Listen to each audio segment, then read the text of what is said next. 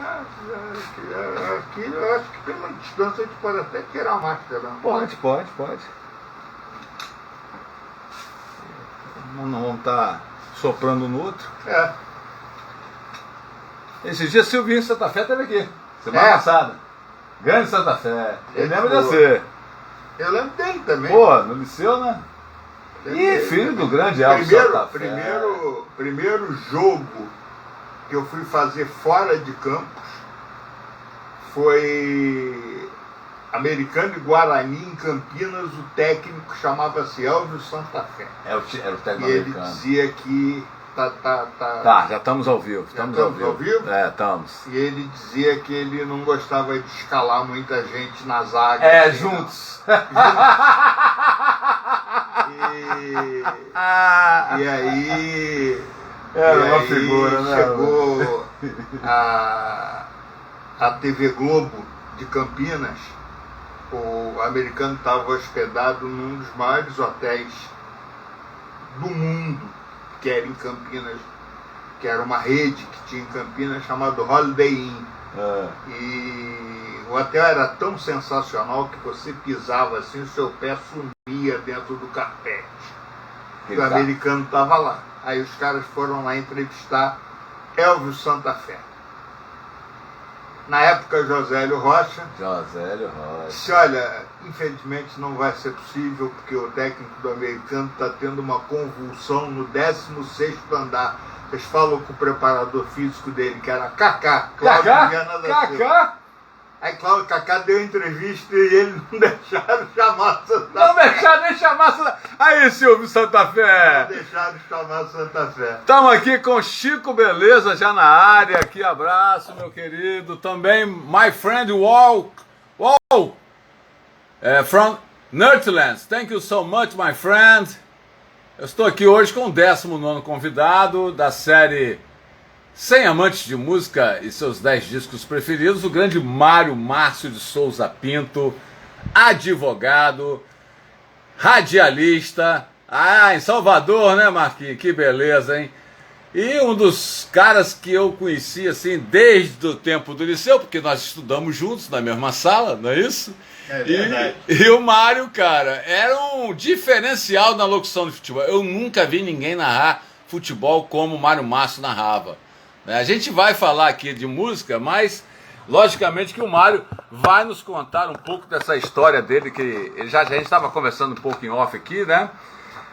Quando ele começou no rádio, quando ele começou a fazer transmissões de futebol, mas o Mário tinha uma características, né? Ele soltava músicas, frases das músicas populares brasileiras, naquela resenha, né? Então ele entrava, se não é como amar uma mulher só linda. É verdade. Não é? Isso ficou uma marca registrada do nosso querido. Tinha uma que era o sucesso do momento da Maria Bethânia, que é Tô com saudade de tu, meu desejo. Isso Tô mesmo. com saudade do beijo do mel, do teu olhar carinhoso, do teu abraço gostoso, de passear no teu céu. Aê! Sabe quem tá com a gente aqui, Mário? Júlia, minha filha. Julinha, beijo pra você. Tio Mário tá com saudade de você. Eu adorei quando você me mandou aquela foto dos dois pequenininhos, né? Juntos, né? Eu achei aquela foto lá nos meus alfarrábios de fotografia. Olha, gente, a gente hoje, como o papo com o Mário, né? Vão ser músicas autorais, a gente vai estar deixando na Rádio Caiana, rolando, e o GTV vai ficar aqui. Esse vídeo depois vira videocast, que é podcast, que vai pro canal do YouTube também. E a gente, né? Poxa, o papo vai ser longo, eu tenho certeza disso, porque nós somos amigos há muitos anos e temos muita história para contar, né? E esses dias eu citei você aqui, Mário, na peça Neto de Deus, né, do Centenário do Liceu, qual você fez o papel do homem, uma peça do Valmir Ayala, e que revolucionou um pouco o teatro naquela época, a forma como a gente, né, mudava de roupa no Palácio da Cultura, enfim. E eu, com o nosso saudoso e querido amigo, né, Ricardo Amorim Fernandes, já que nos deixou, né? E nós éramos, assim, inseparáveis naquela época com a música, né, Mário? Sim, e inclusive na escolha das pessoas que iam fazer aquela peça. Por exemplo, a gente foi escolhido na época, mas tinha gente que a gente não conhecia. Por exemplo, eu não conhecia a Magdala, que foi a diretora da peça. Agora, eu conhecia e conheço, até hoje falo com ele de vez em quando, que ele mora hoje em Petrópolis, numa cidadezinha perto de Petrópolis, Álvaro Rogério. Professor Álvaro Rogério. Que foi o diretor do Liceu na época do centenário. Isso aí. Então, os ensaios eram sensacionais. A gente não tinha noção do que era uma peça de teatro efetivamente. A gente conhecia teatro como uma peça num palco. E ali não era, o palco era móvel, a gente andava no Palácio da Cultura inteiro e parava em determinadas posições para fazer os esquetes do teatro. Era absolutamente sensacional. E eu falei aqui que eu acabei sendo o meu primeiro trabalho de sonoplastia, porque a minha namorada, o pai dela, falou que eu não poderia fazer a peça. Eu iria fazer o relógio, quem faz o relógio depois é nosso grande amigo Ralph Pelsen do Espírito Santo, Sim. Que veio fazer o relógio, e que o relógio, na verdade, só fazia aquilo com o Pedro. E o César Landes, como bobo da corte, ficava apurrinhando o Ralph o tempo todo. Do Ralph falando assim, eu vou tocar esse pêndulo na cabeça desse cara. E ali, rapaz, eu lembro daquele ensaio, Mário. O último dia precisava ter a fita gravada. Eu gravava no tape counter. Anotava a trilha sonora, do Pink Floyd. A gente saía para comprar gelo seco. Todo dia tinha um maluco no mercado, não sei de que cargas d'água nós descobrimos o cara, que ele vendia gelo seco. Que era para fazer o efeito da fumaça. O cara disse, pô, da onde que o cara vende gelo seco? Serve pra quê? Ninguém sabia. Mas o cara lá vendia, quebrava o galho, a gente ia lá, pegava. Todo dia a gente pegava gelo seco pra peça. Foi muito bom, né? Que era muito legal. Tinha o Dominique na maquiagem. Tentei uma vez, não consegui ver se existiam fotos dessa peça. Alguém me disse que sim. Eu faço parte de um grupo do Liceu. Do Liceu também faço parte. De vez em quando posto algumas fotos, mas essas fotos específicas eu nunca consegui. Ali nós tínhamos o Patrick como robô, André Oliveira como robô, Carlos Adão Barcelos, cientista, como robô. Você fazia o homem, Mário Amorim fazia o coração. Sim. Não é? As três meninas, Cláudia Renata, Cláudia Pimentel e Cláudia Pérez faziam as bailarinas. Sim. Né? A Cláudia Renata, inclusive, é falecida, né? Que era a minha namorada na época. E tínhamos também o César Landes, que fez a cenografia, direção musical do Capi, que tinha uma seleção musical. Nós tocamos esse assunto quando nós falamos da música Cais, porque esse livro aqui foi o livro que me deu uma luz para fazer esse projeto. É o livro do Augusto Agodual, né? 100 personalidades, discoteca base, seus 10 dias preferidos. Aí eu pesquisando aqui o Hit disse que veio para o Brasil porque não viu o Clube de Esquina 1 e falava que Cais era a música mais bonita do Brasil. E essa música Cais estava na peça. E Amorim interpretava ela. Olha, fala em Amorim, a gente arrepia. O Cais era uma música muito pouco conhecida. Era do repertório do Milton Nascimento. Isso. Mas era muito pouco conhecida. E isso serviu, naquela época, 1979, isso aí. 78, isso serviu para que a gente começasse também de uma certa forma, burilar o gosto musical da gente. Tinha também Testamento e Léo, que eram de Clube de Esquina 1, Cais do Clube de Esquina. Tinha Agnus Dei, do João Bosco, maravilhosa. não é? Vão levar ao reino dos minaretes. Nossa! A paz na ponta dos arietes e a conversão para os infiéis. Nossa, que arrepia, arrepia. Bem, são coisas inesquecíveis. Isso. E a gente hoje, eu outro dia, eu tenho uma felicidade muito grande. Eu consegui passar para os meus filhos esse gosto musical. E outro dia, conversando com o Thiago, com Camila, eu estava conversando e dizendo que há muito tempo você não tem na música popular brasileira um destaque que você ouça e diga, porra, isso é uma letra. Nós estamos perdidos. Isso é uma letra. Na grande mídia e nos grandes rádios, pois a gente não vê esses caras. Porque existem, sim. Sim, existem, os artistas são independentes. A gente não vê. A gente não vê sendo divulgado. A Crowley, né, não investe numa boa letra. Não. Eu costumo dizer que nós estamos vivendo uma poesia, nada de poesia. Nada de nessa poesia. época nós tivemos aqui em Campos, no Tênis Clube de Campos, a gente teve Vinícius de Moraes e Toquinho, espetaculares, e eles vinham do Rio de Janeiro num Dodge Dart, olha, que na mala só tinha caixa de uísque. O cara abriu a mala na frente do Tênis Clube de Campos. Só tinha caixa de uísque, não tinha outra coisa na mala. No Tênis Clube de Campos, eu tive a oportunidade de ouvir uma palestra do João Saldanha. Eu vi um show da Elza Soares, não na década de 80, vi na década de 90, com pouquíssima gente. Eu vi. Pois é. A gente teve no Automóvel Clube Secos e Molhados no auge. Tivemos Elba, lembra aquele show da Elba Ramalho? Elba Ramalho. Não é? Isso. Quando ela veio estourada com Não Sonho Mais, o Boca Livre. Né? E temos outros grandes shows, Gonzaguinha, eu vi no Atafona Praia Clube. Gonzaguinha, o Raul Seixas não conseguimos ver o show, porque ele não conseguiu terminar. O Raul Seixas tem uma coisa interessante, porque você vê aonde que a vida leva as pessoas, né?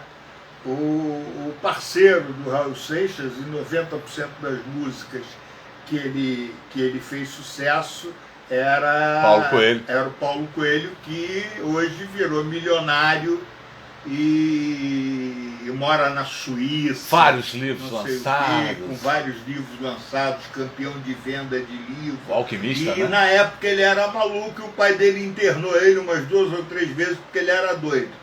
Mas, e o Raul Seixas tem hoje, num canal chamado AG Badolato, que é um maluco de São Paulo que coleciona Dodge Dart, tem o Dodge Dart que era do Raul Seixas.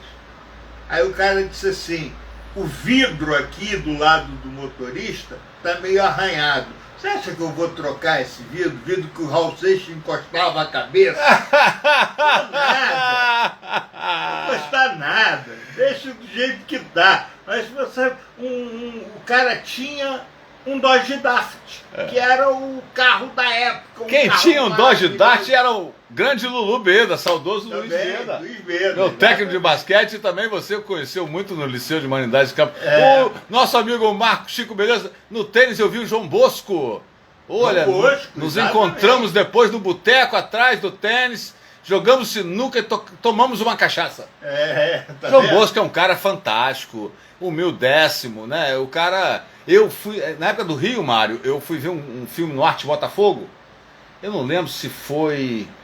Arte Botafogo é aquele cinema na praia. Alternativo. Não, na praia. Na praia, tinha o Arte 1 e o Arte 2. Tem um ali na Voluntários da Paz. Isso, que era o mais... passa filme alternativo. Isso, mas foi ali. E eu sentei próximo ao João Bosco. Então, acabou a sessão, saí batendo papo com ele, enfim... Já que você falou em Vinícius, eu vou começar mostrando aqui, Mário. Tu vou tomar a frente sua e vamos mostrar esse disco da Elenco, Vinícius de Moraes, Letras, que é um dos seus escolhidos, com certeza. Sem dúvida. E Vinícius tem letras maravilhosas letras que são sensacionais, mas eu gosto mais da letra que ele declama. Né? Senão é como se amar uma mulher só linda. E depois disso ele diz, certidão passada no cartório do céu e assinado embaixo, Deus, e confirma reconhecida.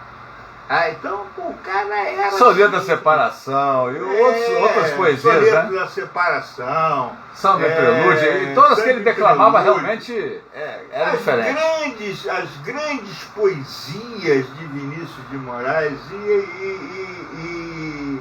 e depois o Vinícius morreu muito cedo.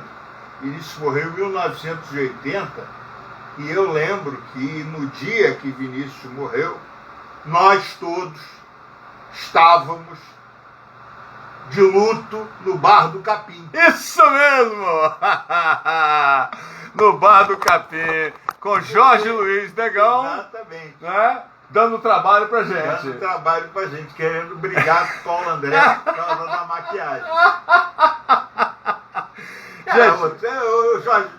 Jorge, eu morei no Horto há algum tempo. Encontrava o Jorge lá. Antes de morar no Rio, eu morei no Horto há algum tempo e encontrava sempre o Jorge. Jorge é sensacional. E ele é um cara assim, fora de série. A gente ria. Nossa. A balde com essas histórias. Eu disse, porra, um dia vocês quiseram brigar em Santa Cruz, dentro da Variante. Furiosa. Furiosa. Anitta, você copiou o nome da Variante do Mário Márcio, que é do seu pai, né? E a gente saía com aquela... Andava às vezes com cerveja. Porque acabava a gasolina. Acabava a gasolina. Não tinha posto aberto, a gente tinha que colocar cerveja ou cachaça no tanque. Pra poder andar. Meu Deus do céu, olha, é demais essas memórias com o Mário aqui. Mário, o Vinícius tem também eu lembro de um especial da Globo, ele e Tom Jobim cantando juntos com o litro de uísque, com o copinho de uísque do lado, e eles cantando, a gente vai levando. E os dois com aquela voz arrastada do uísque. Grandes parceiros. Eles eram grandes parceiros. E na época a gente sabia. E uma coisa interessante também é que na época a gente sabia muito pouca coisa a respeito das pessoas. Não tinha esse métier todo. Por exemplo, ninguém. A gente sabia, por causa da letra, Vinícius de Moraes, poeta e ex-diplomata, ninguém sabia por que ele era ex-diplomata. Por que ele era ex-diplomata? Ninguém sabia, porra. O cara foi perseguido pela ditadura militar durante um bom tempo, até ter que deixar o Itamaraty. Isso mesmo. Ele foi agora, há pouco tempo, sei lá, 20 anos depois que ele morreu, ele foi a ele restituído o título de embaixador no Itamaraty, depois de, sei lá, 30 anos, 40 anos.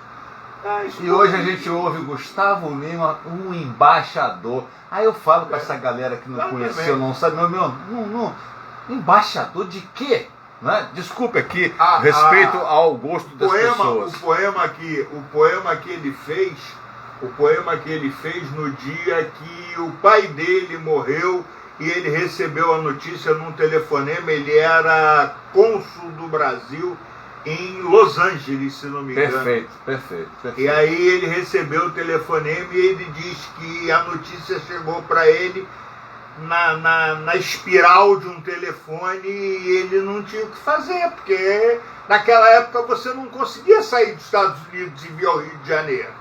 Era muito mais difícil. Voos deviam ser semanais, né? Não tinha aquela... Eu morei, antes de vir morar em Campos, eu morei 2 anos em São Paulo. Em São Paulo tinha um cara que fazia rádio, e ele era um dos bambambãs da rádio do Brasil, chamava-se Hélio Ribeiro. E ele tinha um programa, e ele começava o programa dele cumprimentando as pessoas, não sei o quê. Aí ele dizia assim, bom dia para você que acabou de desembarcar em São Paulo, na época era em Campinas, no voo Varig, número tal, que fazia São Paulo, Paris, Frankfurt, Nova York, São Paulo. Olha só, hein? Cruzava o Atlântico 2 vezes, ia à Europa, voltava. Então, hoje você vai a Paris, porra, num voo direto. De 6 horas, 7 horas. 7 horas. Antigamente o cara fazia. Comercial, né? Exatamente. Varig.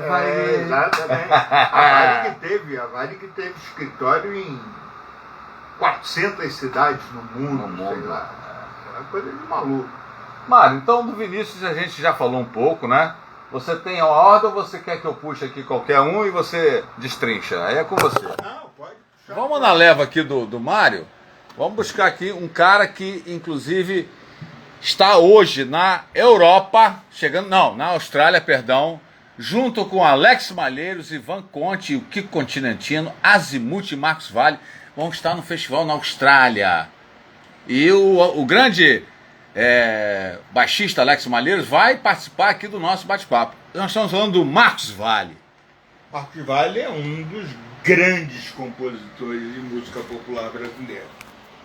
Marcos Valle é um desses gênios que a música popular brasileira conseguiu fazer aparecer, com letras sensacionais, com melodias fora de série. Então, e nativa até hoje, né, Mário? Nativa até hoje, exatamente. Então, você vê o cara tinha realmente o talento e a vontade de fazer o negócio. Por quê? Porque muitos desses caras se perderam na vida.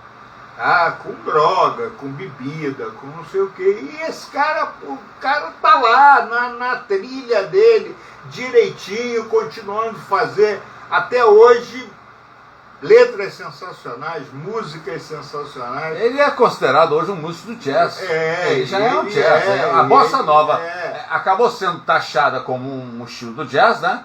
Através do Tom Jobim com o Stan Getz e o João Gilberto naquele famoso disco Getz Gilberto Featuring Jobim, 1963. Mas o Marcos Valle já fazia música dessa época. Inclusive ele fez as trilhas dos filmes do Fittipaldi. Junto com Azimuth. O Bertrame hoje estaria fazendo 70 e tantos anos. O Bertrame já faleceu já há algum tempo. Mas o Kiko Continentino conseguiu substituir no piano essa maravilha da cozinha. O Azimuth considerado, eles são recebidos, Mário, na Europa como reis. Como um dos maiores símbolos do jazz fusion, do trio. O Brasil tem artistas que são do mundo, né? João Donato, Marcos Valle, todos esses, né? Tem um que Hamilton de Holanda? Não, toca violão. Caramba, ele mora na Europa hoje. O Sebastião Tapajós, acho que já faleceu, né? Não, São vários instrumentistas aí. Ele há pouco tempo fez um disco com Toquinho. Nós vamos lembrar.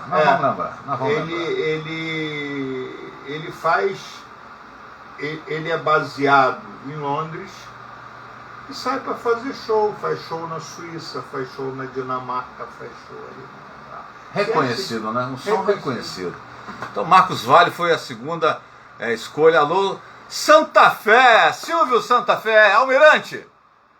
Tudo bem? Olha o Mário aí. Grande Almirante.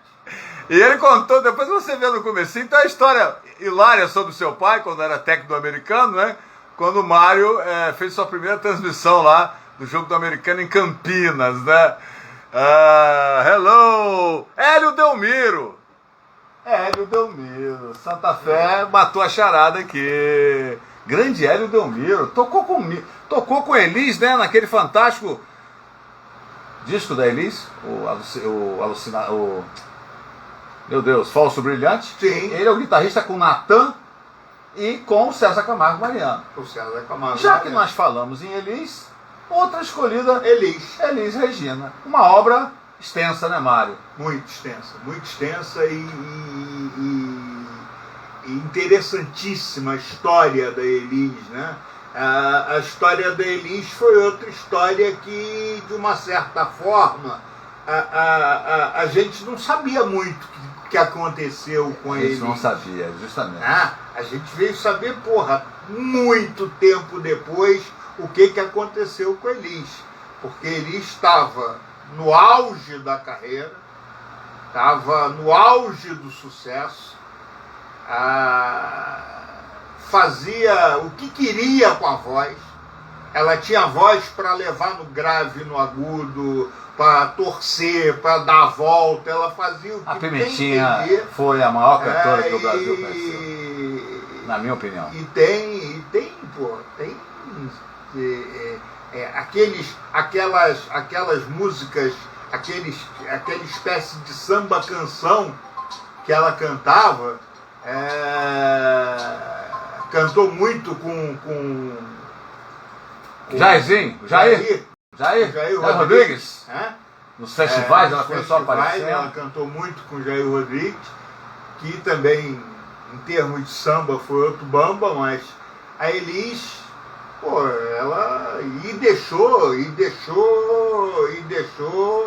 a geração, né? Porque tem os filhos dela, que são sensacionais. Pedro, Maria Rita. Maria Rita e a Maria Rita, se você olhar assim, é basicamente a Elis Regina. Isso. Também, por alguma razão, canta menos, não canta tanto assim. Mas é uma boa cantora, porque ser filha da Elis exatamente. É um grande problema, né? É um peso. Mas não é pro filho mais velho. O Pedro Mariano. Pro outro. Tem outro, sim. Tem um que é o filho dela com o Bosco. Que é o filho dela com o Ronaldo Bosco. Porque o Pedro e a Maria Rita são filhos com César Camargo Mariano. César Camargo Mariano. E tem o filho do Ronaldo Bosco. Eu esqueci agora também. Tem o também filho do Ronaldo Bosco. Mas vamos ver se alguém lembra aí do filho com o Ronaldo Bosco, que é um músico excelente, de ouvido absoluto, sensacional e que faz produções artísticas fora de série. Bem, e a Elis teve outra característica enorme de lançar os novos compositores, né?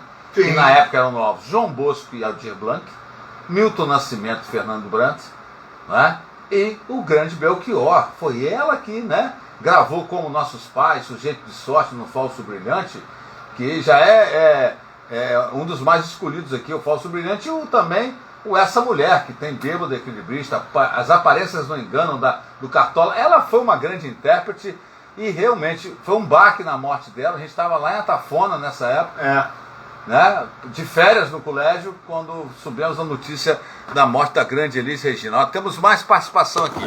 E João Marcelo Bosco. Isso! João o professor. João Marcelo Bosco é um cara espetacular, cara. Ele tem um talento sensacional. Ele foi casado com a apresentadora lá do Silvio Santos, do Dedinho, com a Eliana. Com a Eliana, olha. Ele foi casado com a Eliana. Mário Márcio, ícone do Liceu, hein? Nosso amigo Silvio Santa Fé. Márcio de Aquino, que é uma cultura absurda de música, né? Grande professor. Foi Marcos Valles que escolheu o nome Azimuth. Sim, que por sinal também é o título de uma música instrumental do Marcos Valles. Olha só, hein? E justamente essa relação dele com Azimuth, né? O Santa Fé falando, ela alavancou a carreira do Belchior. Sim. Bem, Mário, já falamos do Vinícius, já falamos do Marcos Valles, já falamos da Elis. Você também escolheu aqui o Tom Jobim. Falar do Tom Jobim é contigo mesmo. A obra do Tom Jobim. Eu vou pegar até alguns vinis, porque o Mário, gente, ele escolheu o artista, né? E ele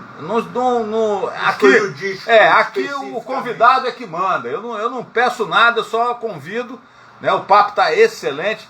Enquanto o Mário vai falando do Tom, eu vou buscar alguns discos do Tom que eu tenho aqui, fora da minha coleção, no bazar, fora os CDs também, mas vou mostrar aqui os vinis enquanto o Mário começa a falar do grande Antônio Carlos Jobim.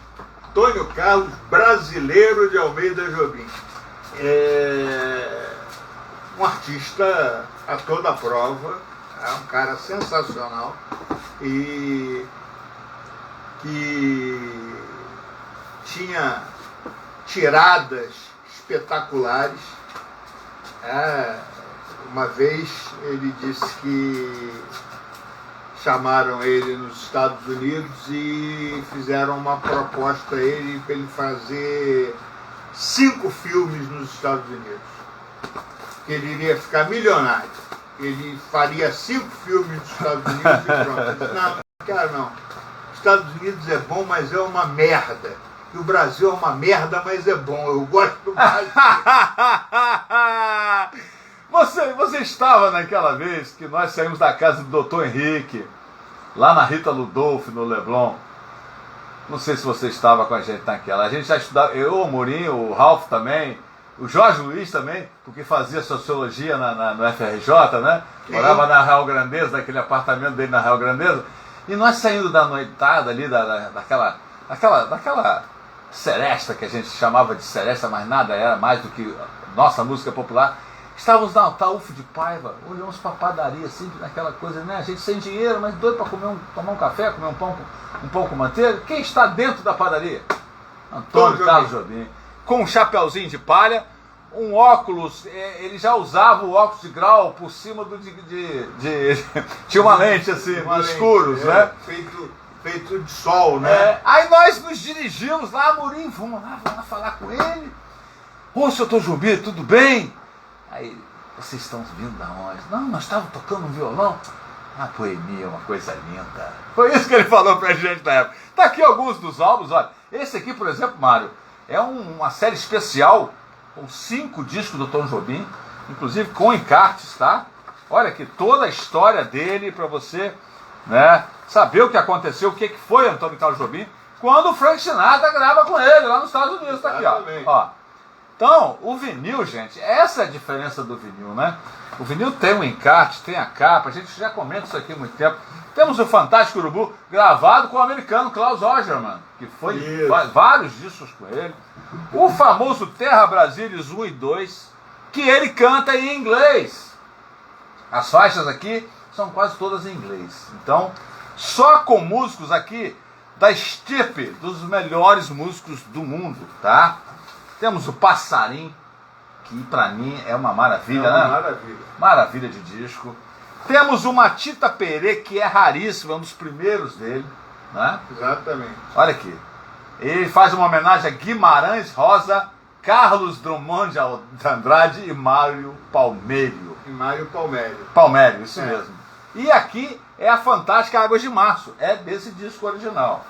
Temos aqui Tom e Convidado, são parcerias, ele com a Elise, o famoso disco Elise e Tom, né? Que é raríssimo hoje, o Elise e Tom. Eu tenho a capa ali, né? Esses dias um amigo até falou, comprei esse disco na Caiana. Aqui são vários nomes tocando o Tom, aqui é aquelas coletâneas, né?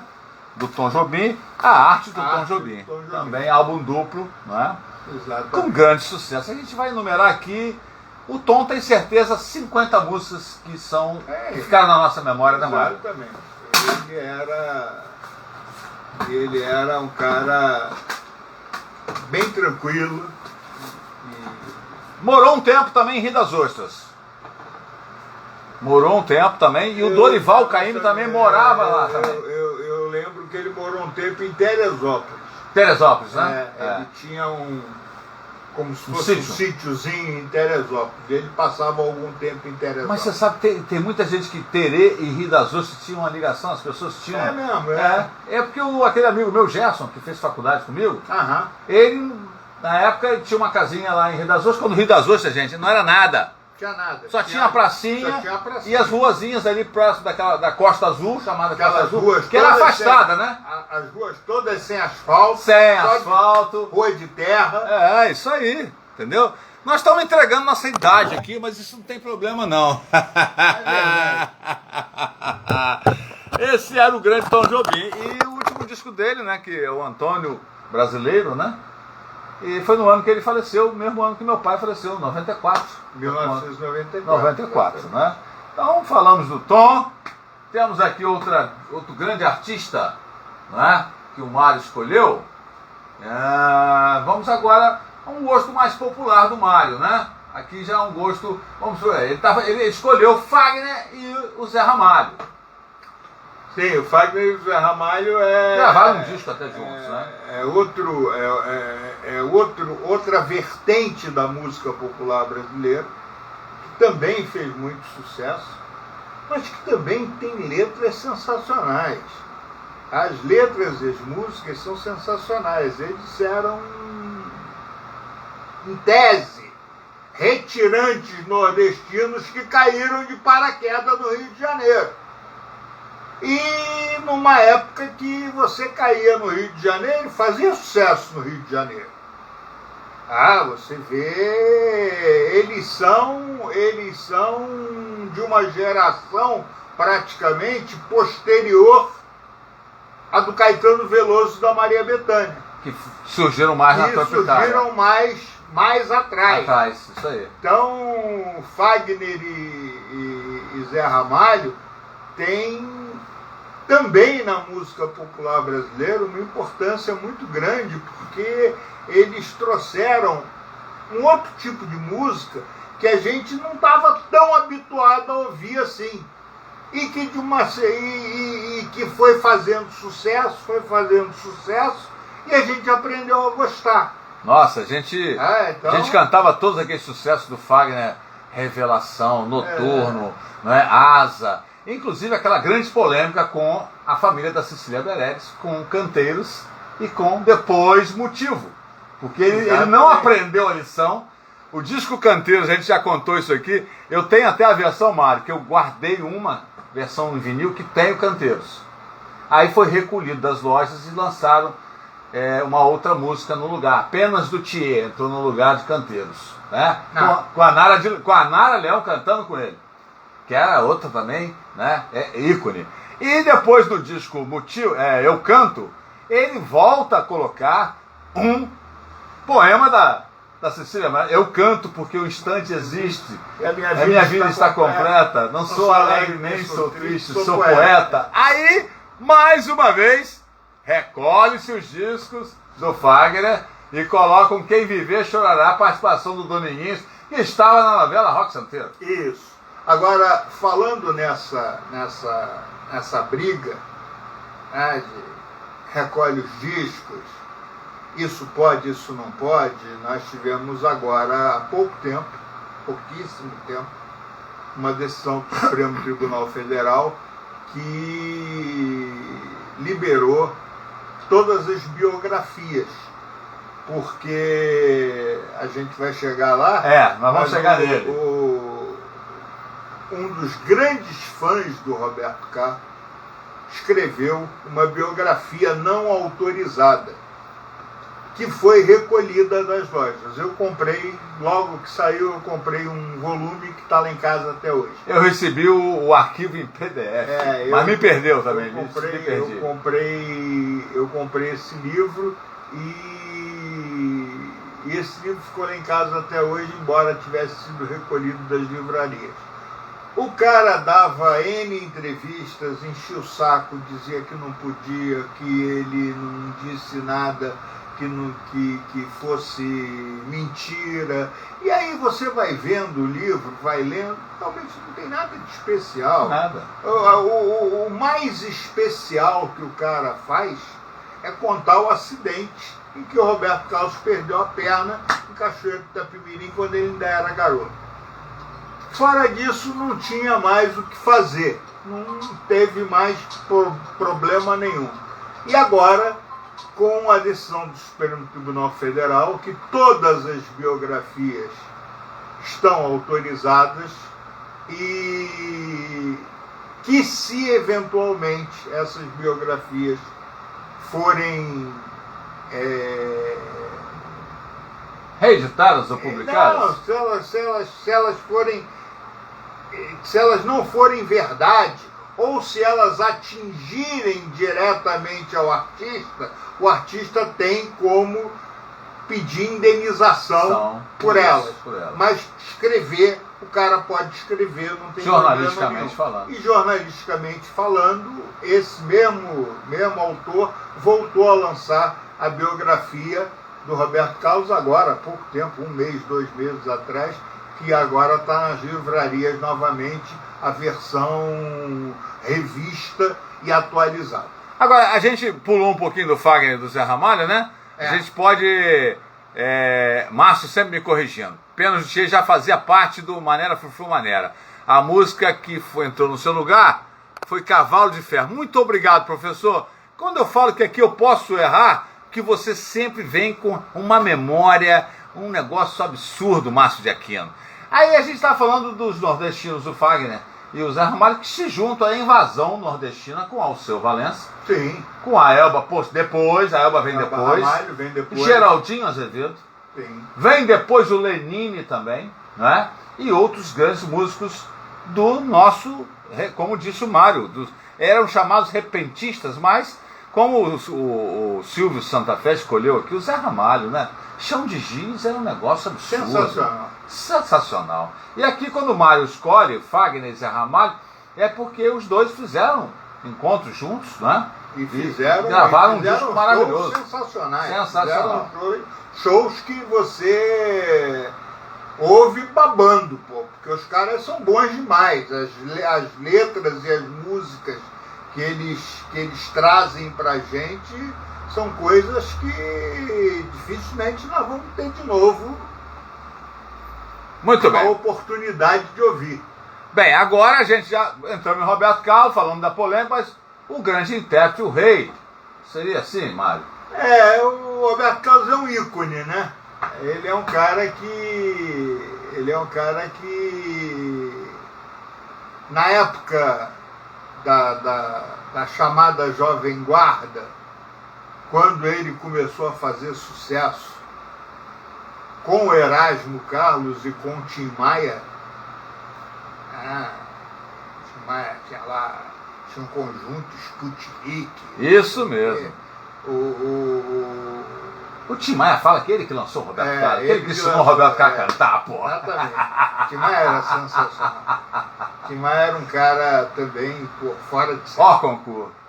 Ele tinha letras que eram diferenciadas e ele era absolutamente imprevisível.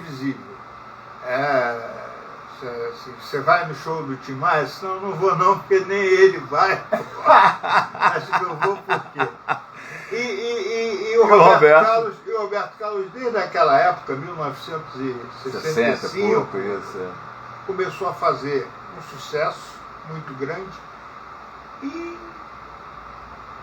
por alguma coisa que ninguém pode supor, ele continuou a fazer sucesso o tempo todo, os anos inteiros, lançando o maior vendedor de discos do Brasil. Lançando um disco por ano. Um por ano. E o disco dele, de 12 faixas, 6 eram sucessos, tocavam desesperadamente. Então, é um cara que está aí até hoje com 82 anos, 81 anos, e agora já não lança mais disco com essa eu acho que a última composição mesmo dele foi Escasso, eu acho que sim. Escasso, não é lá grande. Mas aí que tá. Quando você falou em Tim Maia, em Roberto Erasmo, a história tem aí na CBS o Jairo Pires, que foi o produtor, que era primo do meu pai, e por conta do Jairo Pires, papai abriu a Caiana, porque o Jairo, né? Esses dias eu estava falando com o Jairo hoje está em Ribeirão Preto, trabalha com música ainda, né? E o Tim Maia, quando eu conversava com o Tim Maia, por causa do Léo Maia, que vivia na minha loja, o filho dele, né? O Léo vivia na loja e daquele disco, o Bossa Nova, a gente comprava direto ao Tim. E às vezes o Léo, vamos ligar para o papai. Porque ele era independente. Ele tinha a produtora. Vitória Régia Produções. Vou pagar direito autoral, gravadora nenhuma, porra. A música é minha, o mais engraçado de tudo é que existem alguns shows aí, ou entrevistas, ou alguma coisa assim, que ele fala da Vitória Régia, ele diz assim: a única que paga hora extra sábado e domingo, a única que faz não sei o quê, foi uma das empresas que mais tiveram débito de imposto e de reclamações trabalhistas. Eles não pagavam a ninguém. Olha, o Silvio corroborando aqui, os letristas do Fagner eram Capinã, Fausto Nilo, bem lembrado, não é? Sueli Costa, bem lembrado, Silvio. E quando a gente fala dessa relação, o Timaya, numa dessas ligações, eu falei, Timaya, eu sou sobrinho aqui, o Jairo Pires é da Caiana aqui e tal. Ele, ô garoto, aquele filho da puta do Jairo Pires deu muito mais asa pro Roberto Carlos, entendeu? Mas aí eu falava assim, tem que depositar, dar o dinheiro pro menino dos 25 dias da Bossa Nova aí. E o Léo, né? O Léo sempre é uma referência quando vem a Campos. É verdade. É meu amigo pessoal e preconiza e iconiza a Caiana como uma formação para ele, fora o pai dele, e isso me deixa muito lisonjeado, né? Porque ele novo, a gente apresentava as músicas para ele, era aquele métier. A Caiana era né, essa grande família que a gente tinha ali. As pessoas não precisavam comprar o disco que a gente estava conversando. E o Roberto Carlos, eu lembro que o pai de Mário, mas seu Mário, né? Seu Mário era da Itapemirim, e a gente estava sempre lá esperando chegar os discos. Porque chegavam pela Itapemirim. Porque o disco do Roberto Carlos era esperado na loja. Era o único que tinha uma proibição de não sair que antes. As entregas teriam que ser rigorosamente no mesmo horário para todas as lojas.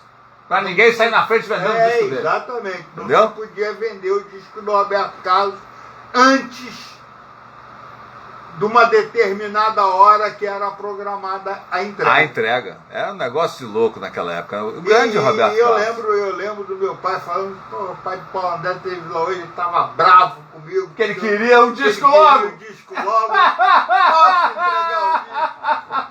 Posso entregar o disco. Papai era aquele tipo de cara que quando chegava no Natal, rapaz, as lojas pequenas, vai lá, compra o Roberto lá, compra o Roberto lá, compra o Roberto lá. A gente secava o estoque das outras lojas, aí ele subiu o preço. Aí eu ficava doido, papai, mas não sobe. Paulo André, isso é o capitalismo, é a mais-valia. Porque o disco do Roberto Carlos, gente, ninguém reclamava do preço. E uma vez... Alguém reclamava do preço do disco do Roberto Carlos? Uma vez aconteceu uma coisa engraçada. Eu estava fazendo um curso pelo banco no Rio e nós saímos para almoçar e fomos ali para a Rua da Carioca almoçar. E não sei por que cargas d'água, o Figueiredo estava no Rio. João Figueiredo. Figueiredo estava no Rio nesse dia. E estava na Rua da Carioca. Na Rua da Carioca tinha uma loja de disco muito grande.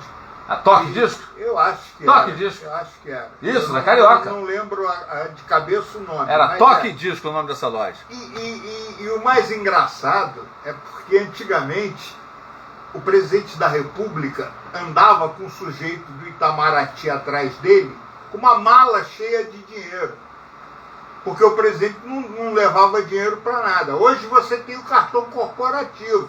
Antigamente não tinha, era dinheiro. Pagava era dinheiro vivo. O cara pagava em dinheiro. E aí o presidente pediu o disco do Roberto Carlos, o dono da loja chegou e disse, porra, só acha que eu vou vender o disco do Roberto Carlos? Esqueceu, pode levar o disco, não sei o quê. Vamos supor, o disco custava R$100. Aí ele disse assim, agora aí, ó, hoje, disco do Roberto Carlos a 150, agora até a gente tirar o lucro desse que deu pro Figueiredo, depois volta para 100. Estamos aqui com a Escola de Dança Clara Pinto, oficial. É parente sua a Escola de Dança Clara Pinto? Não sei. Porque é o Mário Márcio Pinto de Souza. Bem, galera, o papo é esse aí. O Roberto Carlos realmente... Eu tenho aqui, Mário, eu acho que todos os vinis do Roberto tomam CDs. Não é procurado pela juventude, né? Não. Eu já tive um convidado aqui que escolheu o Roberto como referência musical para ele, que foi o Fernando Rossi. Não é. A garotada não conhece. E hoje as pessoas não conhecem. Agora, sabe por que não sai e não há procura? Porque todo mundo tinha disco do Roberto Carlos. Sim. Nas casas das pessoas, né? Todo mundo tem um Roberto Carlos, tem um CD, e depois os CDs que vendeu também muito. E o Roberto era o único artista que, quando o representante da CBS, posteriormente Sony, eu falava assim, galera, vê o que está faltando do Roberto para comprar. Porque comprava todo o catálogo. A gente comprava todo o catálogo. Só não vendíamos o Louco por Você, que virou raridade. Esse sim virou raridade. Que não tinha o Roberto Carlos na capa. Era um casal se beijando. O primeiro disco dele, Louco por Você. E para registrar, quem mora em Campos e aposentou pelo Banerja, o Jonas Caetano, baixista que tocou com várias bandas aqui em Campos, e era o tecladista, né, agora, e foi o baixista do É Proibido Fumar e Jovem Guarda com o Roberto Carlos. Grande Jonas Caetano, tá? Olha, vamos aqui agora. Mário escolheu também, né? Vamos falar aqui. E ele vai ter uma história muito interessante, porque ele vai falar o cara da calcinha, o Vando. É verdade, o Vando era... você vê o seguinte, na nossa época a gente conseguia ser eclético também. A gente variava de Vinícius de Moraes, de Tom Jobim, para os nordestinos, como os que nós citamos, e para o Vando, que era um cantor popular. Vando era um cara absolutamente popular, mas que também tinha letras espetaculares. É o que eu falo, era um brega que tinha letra. Era um brega que tinha letra, cara. Um brega então, que tinha letra. Fernando Mendes, José Augusto, essa turma toda. José Augusto, pois é. Os caras tinham letra. É isso aí. Os caras tinham letra. O Vando tinha música. Moça, né? Moça era dele, né? Me espere amanhã, levo o meu coração pronto para te entregar. Então, pô, você tinha musicalidade na letra. Tá? E eu apresentei aqui em Campos um show do Vando. Na verdade, o show deveria ser do Vando e do Altemar Dutra. Olha essa história, gente. Só que o empresário não contratou o Altemar Dutra. E anunciou o Altemar. Anunciou o Altemar Dutra. Imagina a rabuda que você entrou, hein? Como apresentador. Exatamente. Eu apresentei o Vando fez o show. Eu devia ter uns 17 anos. Isso! Mais ou menos. Eu nunca vi tanta calcinha e sutiã. A mulherada jogava calcinha. As calcinhas pro Vando, gente. E depois todo mundo queria o Altemar Dutra. E cadê o Altemar Dutra? Não vinha. Aí foi uma confusão danada. Quero meu dinheiro de volta. Algum dinheiro, não sei o que. Eu sei que eu, com 17 anos, acabei indo jantar com o Vando. Na época nós fomos ali num hotel que tinha na 13 de maio. É o Hotel Planície. Hotel Planície, que tinha um piano bar lá em cima. Lá em cima. Era espetacular. Isso, é da família do Rafael Martins. Que era espetacular.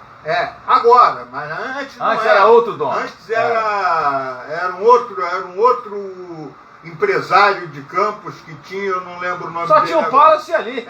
Só tinha esses dois hotéis. Tinha dois hotéis, exatamente. Mas ali tinha um piano bar no último andar que era a coisa mais espetacular do mundo. E quem também, aí não é de música, mas aí é de política, quem também se hospedava direto nesse hotel e ficava nesse piano bar era um jornalista que era brisolista, Sebastião alguma coisa, eu esqueci o nome dele agora. Que ele foi autor de muitos livros, morreu há algum tempo já. E esse cara também ficava hospedado lá. Mas o piano bar do Planície Hotel era espetacular. E eu fui jantar lá com o Vando. Nós fomos comer filé à parmegiana. Ah, garoto só! Olha, o Silvio Santa Fé tá falando que Reginaldo Rossi, a Raposa e as Uvas, um clássico. Reginaldo Rossi, nós estamos falando aqui de pérolas, né, cara? Fernando Mendes. Eu vi outro dia um podcast com um empresário do Nordeste que comprava shows e comprava assim, por exemplo, vou lembrar um que ele falou, Benito de Paula. Poxa vida. Ele comprava 70 shows do Benito de Paula. Aí o Benito de Paula dizia para ele, eu quero um piano de cauda. Eu disse, não, eu vou mandar um piano de cauda. Não sei o quê. E ele disse que... E ele contando isso no podcast? Falando a respeito do Reginaldo Rossi, ele disse, olha, o Reginaldo Rossi, ele tinha muito problema com bebida, porque ele, do jeito que ele tocava e que ele levava gente para o show, ele tinha que ser um dos artistas mais milionários do Brasil. Ele levava multidões no Nordeste, né? Que coisa, o cara é espetacular. Sebastião Neri, Márcio de Aquino, grande. Sebastião Neri, exato. Esse eu não falando pra você que nós estamos aqui com a colaboração de duas grandes figuras. Obrigado, muitíssimo Márcio obrigado. de Aquino, a memória viva. Sebastião Neri tem uma coleção de livros chamada Anedotário Político. 1, 2, 3, 4, 5, não sei o quê. Mas ele vinha muito a Campos, eu não sei. Mas ele não deve ter aquela pérola do nosso saudoso vereador Lelé. Aquela do Lelé era fantástica. Campos tinha descoberto o petróleo, né? E Lelé, num discurso na rádio, não sei qual foi a rádio AM que ele falou, porque Campos tem muito nau petrolífero. Não era o know-how. Mário Márcio. Tem uma boa de política de um vereador que era da Baixada Fluminense. Era o Russo Peixeiro? Russo Peixeiro, tinha pérolas. Russo Peixeiro era o rei das pérolas. Russo Peixeiro foi a uma inauguração de alguma coisa na Santa Casa de Misericórdia, e chegando lá ele foi fazer um discurso para o então presidente da Academia Brasileira de Letras, Astrogésio de Ataíde. E ele disse, senhor Astrogésio de Ataúde, não, Astrogildo de Ataúde. Aí na hora que acabou, ai, Deus. O cara olhou para ele e disse assim aqui, Astrogildo, eu até aguento, agora Ataúde é a puta que te pariu. Pérolas. E Russo Peixeiro em Tocos, vieram os japoneses ver uma barragem para fazer alguma coisa ligada à energia, não sei o quê. Aí, não, agora vamos para Tóquio. Vamos para Tóquio? Então me dá uma carona, eu fico ali na frente, lá. Vamos para Tóquio, pô. Esse negócio de Tóquio me lembra a época que eu trabalhava na Transamérica, assim que eu comecei a trabalhar na Transamérica no ano 2000, logo assim no começo do ano 2000, veio um DJ famoso da Adrenalina, era o Peter PC, aí pediram para gravar um áudio lá de uma festa em Tóquio. Aí o Peter PC vai ler o texto e... festa tal em Toco. Aí o pessoal, não é Tóquio, ele, cadê o acento? Coisas de Campos, né, Mário? Todo mundo fala Tóquio, mas não tem acento no O. É verdade. Então o cara de fora vai ler Tocos, né? Bem, Mário, você escolheu também aqui, deixa eu ver, Alcione. É uma unanimidade. É verdade, Alcione é uma das mais belas vozes da música popular brasileira. Alcione, se a gente for entregar a idade aqui, a gente podia comparar Alcione com Elisete Cardoso, porque a Alcione tem a voz do mesmo top da Elisete Cardoso. Elisete, papai falava que foi a maior cantora que ele ouviu, né? Um respeito muito grande a Elisete Cardoso. E ela também era... Olha, eu vi show dela no Grupo Sair pra Clube, ela tocando pistão. Exatamente. A grande Alcione. Grande Alcione. A Marrom, lá do Maranhão, tem uma música dela, ela fala do Maranhão. Meu pai batia, minha mãe pegava forte, mas para quem conhece o norte, isso é muito natural. Então ela está aí até hoje. Também. E já não canta mais como cantava, respeitadíssima no mundo do samba, né? Ela é uma cantora que tem que ser lembrada pela música popular brasileira. Muito bem, estamos aqui com a Yas Hirano também, chegando para perto aqui na nossa transmissão. Galera, esse vídeo vai ficar no IGTV. Pena que os comentários não ficam, né? Que depois que você transforma, você fecha o vídeo, os comentários saem. Não é? Ah, é? Nós estamos fazendo uma live no Instagram. Então a live, todo mundo interage, todo mundo, né? Seria tão bom. É a desvantagem do Instagram em relação ao Facebook. Mas como eu não fiz no Facebook porque eu tô com uma máquina minha precisando de um reparo, teria até uma outra câmera para fazer aqui.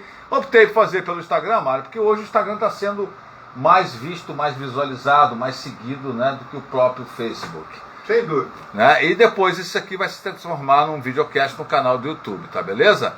Temos aqui também, e o ruim é que a gente às vezes não sabe, MS Daquino, porque no Instagram às vezes as pessoas têm que abreviar o nome, né? Então até identificar. Você escolheu também aqui, Mário? Deixa-me ver. Vou aumentar aqui a tela. Nós já falamos, eu acho que de 8 artistas, né? Você escolheu, tá aqui.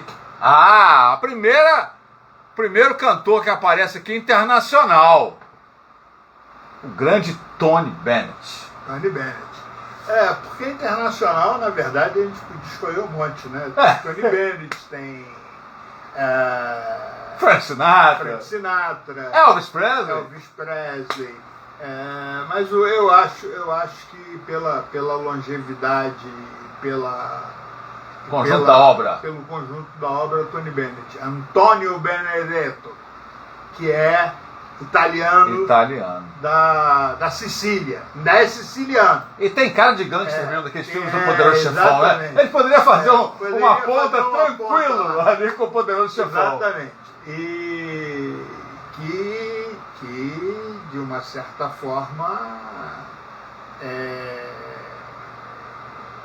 é o meu filme favorito. Também. A trilogia do Poderoso Chefão. Perfeito. Ó. Pô, eu inigualável. Já vi N vezes. Meu filho Lucas. Mário Puzo e Francis Ford Coppola conseguiram uma magia. Perfeita. Em 1972, o primeiro. E a magia do cinema realmente faz com que os Estados Unidos sejam pioneiro, porque a história é sensacional, a forma da narrativa é sensacional, e depois de muito tempo você vai ouvindo, dizendo que aquele cara foi baseado no fulano de tal, Isso. que era chefe da máfia, não sei o quê. E aí você depois vê a história da derrocada da máfia nos Estados Unidos com o Rudolph Giuliani. E eu lembro disso porque eu tinha um amigo no Rio que estudou comigo no Pedro II, era garoto ainda. Primeiro ano de ginásio. E esse cara foi para os Estados Unidos e ele mora lá já, sei lá, 40, 50 anos. E ele dizia que em 1970, 1980, você não podia ficar de bobeira em Nova York. Se você passasse das 8 horas da noite, eu tinha gangster na rua, tinha cafetão. E você ia ser assaltado ali de qualquer maneira. Isso aí. Aí entrou o Rudolph Giuliani com tolerância zero. Ele, na época, demitiu 98% da polícia de Nova York. Porque era tudo comprado pela máfia. Todo mundo corrupto. 98%. Aí ele depois, agora, há pouco tempo, ele dizia: Mário, hoje você vai para Nova York. Se tu quiser chegar às 4 horas da manhã em casa, não chega. Se quiser chegar às 5, não acontece nada, não tem nada. Você pode ir na rua, pode ir na Broadway, pode ir no Radio City Mall, não vai acontecer nada, não tem nada, não tem nenhum problema. O troço mudou da água para o vinho. Mário, então, quando você fala... conseguiram fazer essa mudança que a gente, às vezes, aqui precisa em determinadas cidades. Quando você fala do Tony Bennett, né, eu lembro de uma frase daquela grande questão, né? Um rasgando seda pro outro. Perguntaram pro Frank Sinatra, quem é o melhor vocalista para você? E o Frank Sinatra, sem pestanejar, falou Tony Bennett. E o Frank Sinatra era o mais famoso na época, né? Frank Sinatra era Frank Sinatra. Chamado The Voice. The Voice, o homem que lotou o Maracanã. Que ano foi aquilo, Mário? 1981, 82, alguma coisa assim. O primeiro grande show no Maracanã. Frank Sinatra lotou o Maracanã, né? E inclusive quanto a isso, já que a gente já está no fogo, vamos queimar logo. Tem uma piada muito engraçada. O cara disse que a mulher era doida pelo Frank Sinatra e disse que ia pro quarto do Frank Sinatra de qualquer jeito. E aí os caras arrumaram um sósia do Frank Sinatra e a mulher dizia, Mr. Sinatra? Ele disse, no, I am not Frank Sinatra. Ah, sou Mr. Sinatra, sim, só quer me enganar. Disse, no, I am not Frank Sinatra. Aí saiu do galeão, a mulher pegou o carro atrás do sujeito, chegou lá no hotel em Ipanema, ela descobriu para qual quarto ele ia, foi, aí na hora que ele entrou no quarto, abriu, deu de cara com a mulher nua no armário, ela disse para ele, Mr. Sinatra, ele olhou para ele e disse, I know, I said that I was sleeping. Mário Márcio, eu acho que para fechar agora, tem uma dupla sertaneja aí, Zezé Camargo e Luciano. Porque você sabe que a fila anda. E esse tipo de música foi um tipo de música que custou muito para chegar para a gente aqui. São Paulo tinha já um movimento sertanejo razoavelmente forte na música e o Rio nunca teve. Então, primeiro, falando em off com você falou que era uma das suas discordâncias porque você preferia Chitãozinho e Chororó. Eu particularmente. Mas na verdade, eu em termos de lembrança, eu lembro de começar a ouvir essas duplas sertanejas com El Amor. Que é dos dois, né? Exatamente.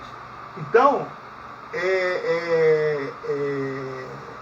mesmo levando em consideração que, igual a mim, o Luciano não canta porra nenhuma. O Luciano está lá só para fazer nome. Inclusive, hoje eu vi na internet que o Zezé vai lançar um disco solo. Isso. O Luciano não canta porra nenhuma. Eu quando escuto o Luciano fazer a segunda voz, eu lembro de uma professora de canto orfeônico do liceu que começava a cantar o hino nacional, Alcídia Pires. Nossa! Pérez Pia. Meu Deus do céu! Se a gente falasse morte, era um catilho-papo. Começava a cantar o hino nacional, ela olhava para mim e dizia assim, menino, você não. Eu não podia cantar. Então eu canto igual o Luciano. Mário Márcio, Amorim falava isso pra nós dois. É verdade. Falava assim, Paulo André e Mário, fiquem quietos. Mário, você só declama. Só declama. Aí o Amorim pegava a viola, tocava o Vinícius, pra Mário Márcio declamar. E eu também nunca fui cantor, nem aqui nem na China, virei locutor, mas pra cantar era uma tristeza. E os caras tocavam muito mesmo. Tanto tocavam muito que a gente às vezes saía na sexta-feira de noite e chegava em casa no domingo de manhã só ouvindo música. Nossa, uma vez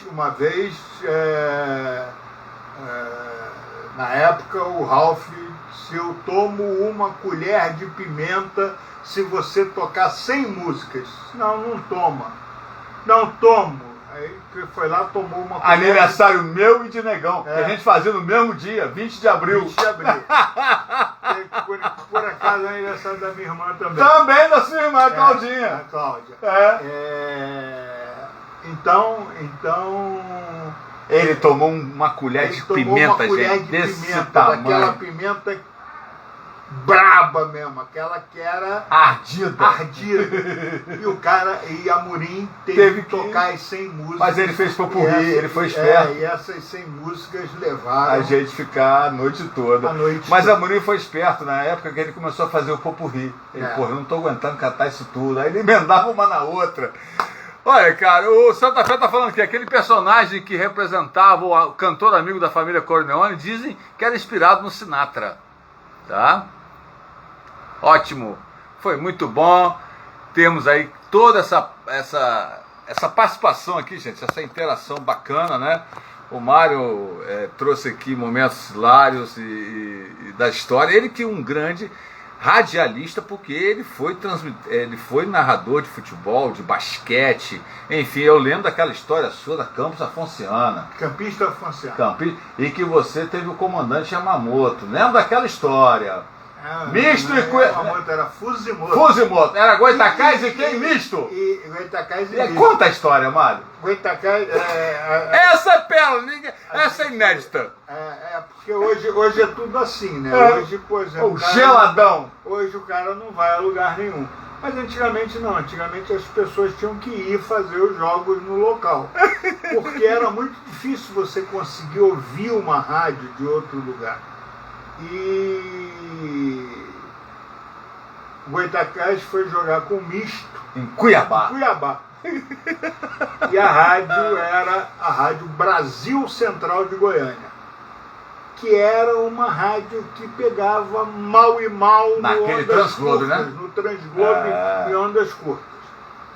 E eu abri, como ninguém ia transmitir, eu disse, não, a Afonciana vai transmitir. Aí eu combinei com o padre, disse pro padre, disse, olha, nós vamos fazer o seguinte, nós vamos montar um estúdio lá em cima, e eu vou transmitir lá de cima ouvindo, porque lá de cima era mais fácil de pegar, da rádio pegar. Aí começamos a transmissão. Sintonizou lá. Sintonizou, comecei a transmissão. Agradeci ao comandante Fuzimoto da Varig pelo excelente voo meu Deus do céu, do Rio para Cuiabá. Por quê? Porque por alguma razão eu tinha ouvido falar o nome desse cara. Fuzimoto. E hoje,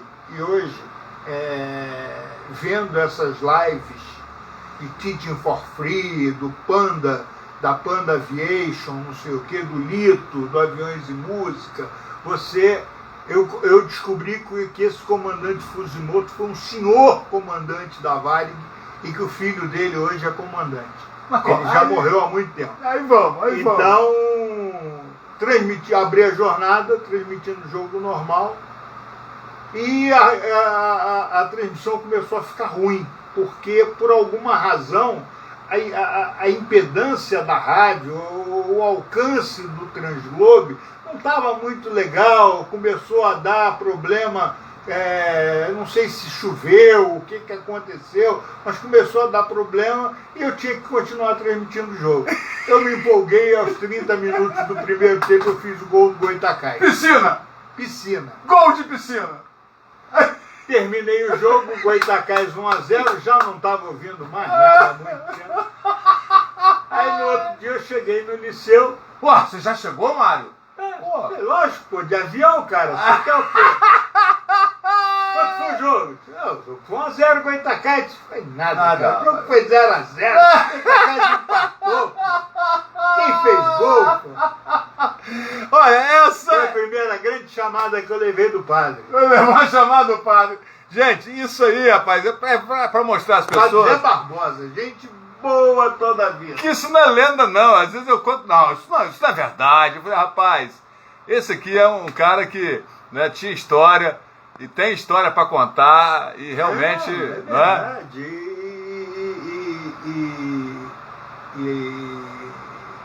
a gente vive essas histórias todas, e eu acho que tudo isso é muito legal, é muito importante. É igual uma vez que eu encontrei com o filho de um grande amigo nosso, que eu não vou falar o nome aqui no liceu, que eu falei, rapaz, eu e seu pai colávamos muito. Rapaz, não fale isso próximo ao meu filho e tal. Gente, esse aqui é parceiro de muitos anos, né? Amigo do peito. Tem nada disso. Foi muito bom, foi muito bom. Por exemplo, eu lembro uma vez, logo que eu me formei, eu fui fazer uma... Você vê que coisa de maluco. Um garoto com 20 e poucos anos, formado em Direito, foi fazer uma sustentação oral de um recurso,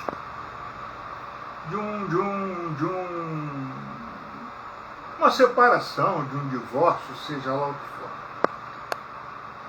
E eu não fazia a mínima noção do que era aquilo. Eu estava no Tribunal de Justiça do Rio de Janeiro, eram 5 juízes numa turma, e eu fiz o recurso, o juiz fez um voto lá que eu achei meio estranho, eu contestei o voto dele, ele disse que eu não podia falar mais nada, senão ele me prendia. Eu dei uma tremida, porque eu não sabia mais muito o que fazer mesmo, e na hora que acabou o julgamento, ele disse, senhor, por favor, me espere que eu preciso falar com o senhor. Eu esperei. E ele sentou comigo. Jamais vou lembrar o nome dele. Ele sentou comigo e me contou uma história, cara, que eu jamais imaginei que fosse ouvir na minha vida. Eu ouvi essa história da boca desse desembargador.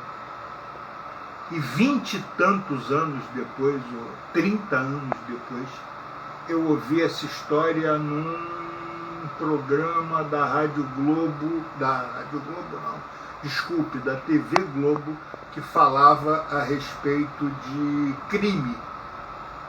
Falava da Dana de Tefé, falava do crime de não sei o quê, do crime do carro manguia da mãe da Ildegar Ângel. Isso. E falava do filho desse desembargador. Esse desembargador tinha um filho, na época ele era juiz de direito. O filho dele desapareceu com a ditadura militar. E eles moveram mundos e fundos, e até aquela data o filho dele não tinha sido localizado. Alguém matou o filho dele, ficou por isso mesmo, e ele continuou como juiz, continuou julgando, continuou como desembargador. E na época ele me deu uma lição, ele disse, menino, estude o que você vai fazer, estude muito, estude sempre, esteja sempre bem preparado, porque cada um aqui tem uma história, e essa história tem que ser respeitada. Então, a gente fica feliz em poder, depois de tanto tempo, sentar e contar a história. É isso aí. Muito obrigado por todos, resenha maravilhosa de qualidade. Galera, amanhã nós temos outro convidado aqui, né, o Thiago Kersen, que é da banda Varney. Na quarta-feira teremos o professor Cristiano Pruhar, que é um gremista, né? Aí o Lucas, que é muito sacana, ele me mostra aquele meme que surgiu daquele torcedor do Grêmio, que fica, a cada 10 gremistas, 7 são gremistas. E o tal do Diego Souza está uma porca. E o Grêmio vai cair para a segunda divisão. Filipão vai embora. Você já viu essa história? Rapaz, é cada uma aqui no Brasil que a gente fica muito, né? O brasileiro... O gremista é tão gremista que Papai Noel no Rio Grande do Sul é azul. Mário, obrigado, galera. Abraço, Paulo. Brigadão. Valeu muito mesmo. Isso aí, galera. Fiquem, né, aqui depois curtindo esse vídeo. Pode fazer um comentário depois, né? E eu agradeço a todos que participaram.